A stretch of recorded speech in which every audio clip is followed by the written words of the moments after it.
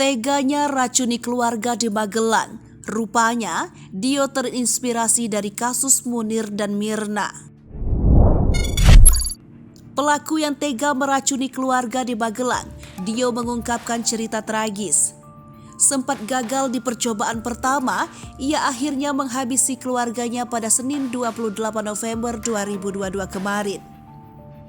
Ia tega menghabisi ayah, ibu, dan kakak kandungnya dengan racun itu bikin geger publik. Kepada penyidik kepolisian, pemuda berusia 22 tahun itu mengungkap siasatnya dalam menghabisi nyawa keluarganya sendiri.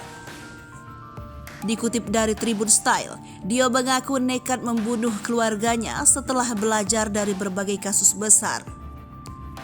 Dio rupanya mempelajari metode kasus aktivis Munir, kopi sianida yang dialami Mirna, dan kasus sate sianida Nina di Bantul. Kepada penyidik, Dio mengaku sudah lama ingin menghabisi keluarganya. Lantaran sakit hati dibebankan ekonomi keluarga, Dio nekat membeli racun.